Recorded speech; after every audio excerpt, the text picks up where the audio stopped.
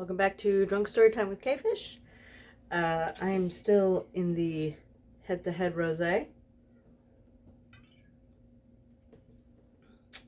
So, I'm actually going to do 3 of my little silly fix. There's nothing really porny, so I would say that these are like PG-13.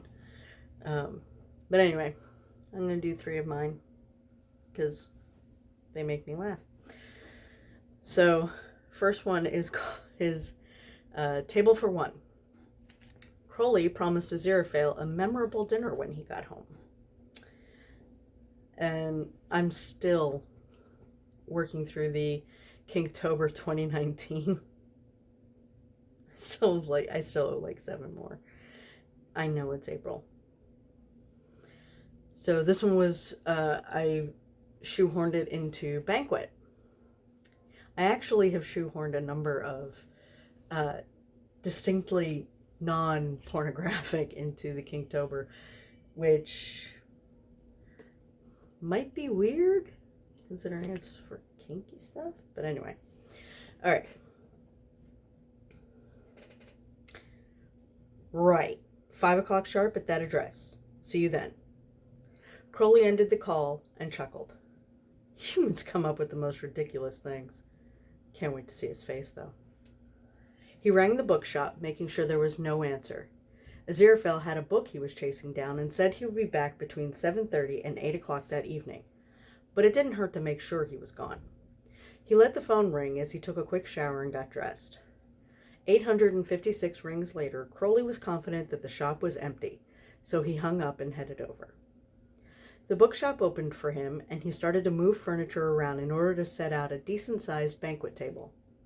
He checked the clock on the wall and saw he still had almost 2 hours before the caterer arrived. Making doubly sure no one was watching, he went looking for some Shakespeare to read to pass the time.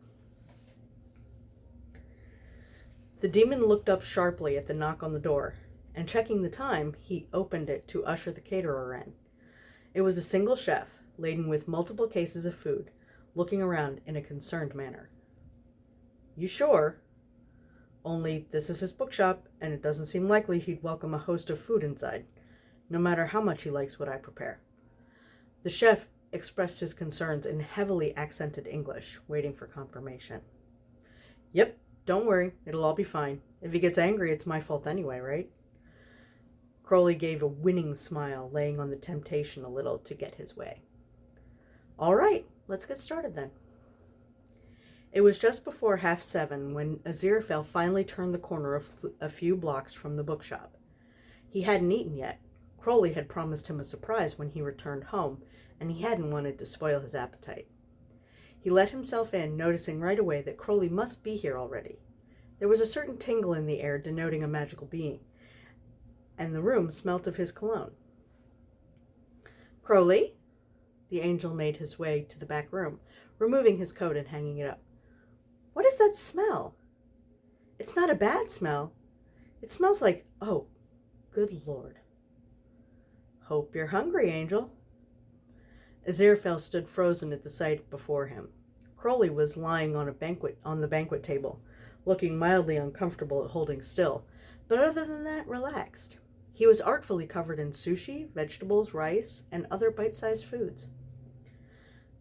Oh, my dear. When you said you had a dinner surprise for me, I didn't expect such a lovely buffet on such a tempting serving dish. He moved closer, carefully leaning over to kiss Crowley's lips. Careful, Angel. If you kiss me too well, it may send the rice flying. He grinned roguishly and winked. Perish the thought of wasting even a single grain of this delicious offering. Aziraphale picked up a small plate and began looking for the first lucky morsel. Everything looks delectable. I don't know where to begin. Can you start with the California rolls? My nipples are freezing. The angel laughed as he noticed the goosebumps gracing the demon's skin, plucking the 2 rolls and putting them on his plate. Of course, my dear. You know, I can't help but notice there are a number of things on offer. However, there is one thing missing. What's that, Angel? I don't see any dessert.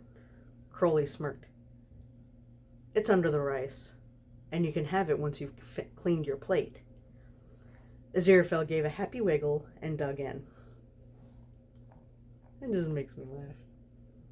So, that one was table for one. Okay, the next one is, there was comments on one of the Facebook groups about just generic Good Omens fanfic and, ticking all the boxes. Okay, you have to have this, you have to have this. And so I was like, maybe I'll just write generic Good Omens fanfic. So, Crowley was in his customary sprawl, taking up as much space with his lanky frame as possible on the sofa in the back room of the bookshop. He was fidgety because he'd been yelling at his plants that morning about how freaking beautiful Aziraphale had been on the garden wall. Adorable and just... He'd blinked for the first time in his existence that day, and somehow kept doing it. He heard the angel coming around the corner and quickly adjusted his sunglasses. The steam curled over Aziraphale's angel wing mug, the cocoa's sweet smell permeating the area. He looked over at his companion, lamenting that he couldn't see his lovely eyes hiding behind the sunglasses. He loved looking at them, and spared yet another thought damning the trend the demon had picked up in Rome. What were you saying, my dear boy? Something about boredom? Aziraphale sat in his chair, sipping at his drink, giving a happy little wiggle to settle deeper in his seat. I mean, don't you feel it? We do the same thing over and over and over and over. We're here, chatting or drinking and chatting. We go to the Ritz, we feed the ducks. What else do we do? He allowed his gaze to rest on Aziraphale, hoping his glasses were dark enough that the angel couldn't tell how focused he was on him. It does feel like that on occasion. But we did take a drive out to the country a few times, don't forget. Yeah, for Armageddon, Angel. Doesn't count. That was for work. Aziraphale conceded the point with a nod, sipping again. His mind wandered to the lovely strawberry cake he'd had at the diner that evening, the evening they'd gone to the convent. He hummed in happy memory before coming back to the moment. Well, have you any better ideas? Nope. Aziraphale frowned at the popped pea. He was trying to help, and the demon seemed so dismissive despite it being his own complaint. Not one single better idea? I find that difficult to believe. You always have a plan when you complain. Well, I don't this time. I just feel like we're pawns in someone's boring story. Oh, I don't know about that. The Almighty's story is hardly boring, and we do have a measure of free will after all, not simply pawns. The angel gave a slightly smug smile. Not them. Don't think they're paying attention anymore. I mean, look, I don't know what I mean, but I mean it. Aziraphale nodded, not understanding the demon at all. Crowley, have you been drinking already, my dear boy? It's a bit early for that, especially without sharing. Crowley made an inarticulate growling sound of exasperation.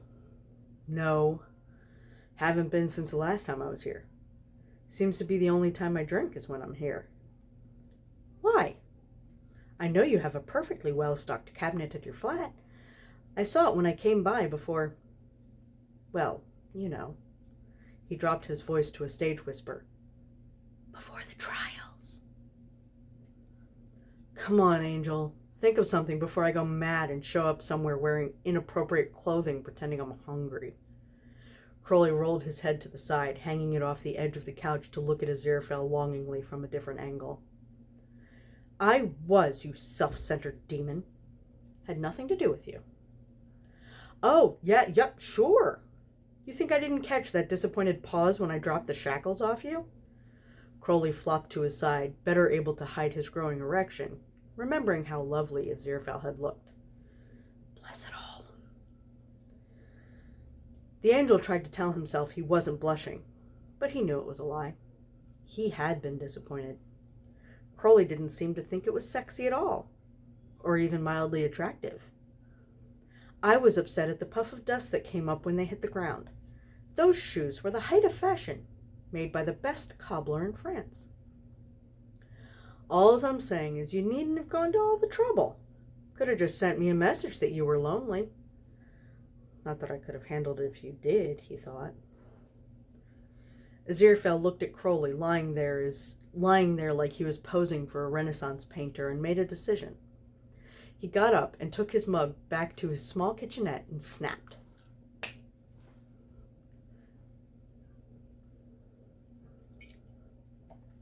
A heavy card in perfect calligraphy landed on the sofa in front of Crowley's face.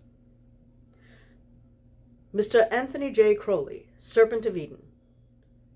A.Z. Fell's Bookshop Sofa, Soho, London. Crowley's eyebrows raised over his glasses. What on earth was going on? He opened the envelope. The wax seal looked like wings curled up around the ring. He pulled out a card on equally heavy stationery. Mr. Anthony J. Crowley, Serpent of Eden. Principality Aziraphale, Guardian of the Eastern Gate, cordially invites you to enjoy vigorous intimate relations. Located at wherever we damn well end up. The event begins whenever you finally decide to make a move. The event will end when I am finally satisfied. Please RSVP via showing me a hard cock. Additional details. I am reading the Kama Sutra at the till. I expect to not get past the introduction before you present yourself. P.S. You wanted different. Here's your chance. Crowley's brain went offline as it tried to do too many things at once. His eyes attempted to pop out of his head. His legs pinwheeled, trying to propel off the couch. His arms and hands were just flapping in confusion over either helping himself off the couch or opening his belt buckle.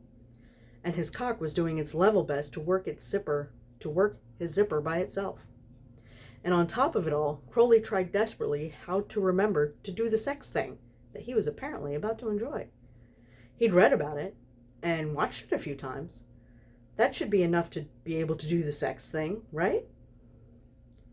Aziraphale smirked over the edge of his book. That mirror had been an excellent investment to see over the entire shop from his perch at the till. He watched the interpretive dance going on in his back room and was at least relieved that his offer wasn't being outright rejected. He called out, "Only one more page, dear boy. If you aren't interested, just tell me so I can get dressed, come back, and sit down to read instead." There was a crash as Crowley's body finally began moving, and he came around the corner, his shirt half on, glasses gone, trouser and pants around his ankles, cock practically singing in its freedom. You can't... sex? Time now, sex? Aziraphale chuckled and opened his arms, encouraging Crowley to shuffle to him. Quite right, my dear. Time now, sex. Crowley tripped over his feet and landed in the angel's arm. The angel's other hand caught him considerably lower and gave a gentle squeeze. He took pity on the demon and finally brought their lips together. Time now a great deal of sex, if you'd be so kind. Crowley nodded, gaping, lust-struck, as Aziraphale grinned salaciously. Excellent. I rather hoped you'd be amenable. 1 month later. I mean, don't you feel it, Angel? Again? We still do the same thing over and over and over and over. We're here, chatting or drinking and chatting. We go to the Ritz, we feed the ducks, we have sex everywhere. I'm still not sure how we ended up on the roof of the Bentley, but I've never been so relieved she can drive herself. Do kind of wish she'd slow down. We almost fell off a few times as she sped around London. But seriously, what else do we do? Aziraphale sighed because he saw Crowley's point. But seriously, at their age, what else was there to do? I suppose we'll have to make do with what activities are already in our repertoire, my dear boy. We are doomed to bored repetition, I suppose. Crowley gave a sad whine before perking up. Hey! What about sex behind my plants? Darling, don't you think we've traumatized them enough when we had a romp in front of them? Nope. Crowley leapt up, surprised to find Aziraphale already waiting at the door with a small smirk, coat on, ready to leave. After you, my dear. Oh, God, that invitation makes me laugh. That invitation is also it was partly inspired by Neil Gaiman had a tweet or a Tumblr post or something where somebody had asked him, how do you invite a writer to a seduction?